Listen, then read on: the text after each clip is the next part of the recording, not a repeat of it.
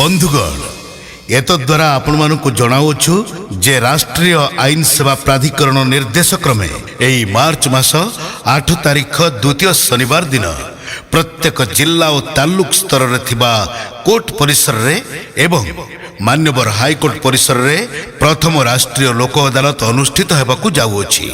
जदि आपणकर कोनसी मोकद्दमा दीर्घ दिन धरी कोर्ट रे विचाराधीन अछि अथवा आपणकर काहा सहित कोनसी विवाद लागि रहिछि तेबे सेही मोकद्दमा अथवा विवादर सहज और आपस समाधान पाई लोक अदालतर सहायता नियंतु।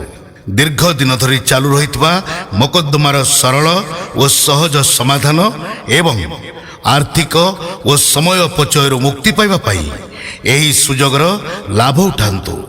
सविशेष विवरणी निमंते आपणक निकटस्थ अदालत परिसर रे कार्यरत जिला बा तालुक आईन सेवा कार्यालय सहित जोगाजोग करंतु। मन रखंतु लोक अदालत संबंध रे समस्त तथ्य जिला और तालुक कोर्ट परिसर रे थिबा आईन सेवा कार्यालय रे उपलब्ध। अर्थ और समय बंचांतु लोक अदालत रे शामिल हुंतु। मन रखंतु राष्ट्रीय आईन सेवा प्राधिकरण निर्देश क्रमे एई मार्च मास 8 तारिख द्वितीय शनिवार दिन प्रत्येक जिला और तालुक स्तर रे थिबा कोर्ट परिसर रे एवं मान्यवर हाईकोर्ट परिसर रे प्रथम राष्ट्रीय लोक अदालत अनुष्ठित हेबाकु जाउछि। जदि आपणकर कोनसी मोकद्दमा दीर्घ दिन धरी कोर्ट रे विचाराधीन अछि अथवा आपणकर काहा सहित कोनसी विवाद लागि रहिछि तेबे सेही मोकद्दमा अथवा विवादर सहज और आपस समाधान पाई लोक अदालतर सहायता नियंतु।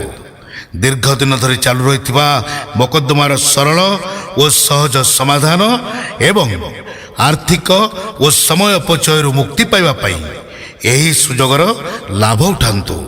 सविशेष विवरणी निमंते आपणक निकटस्थ अदालत परिसर रे कार्यरत जिला बा तालुक आईन सेवा कार्यालय सहित जोगाजोग करंतु।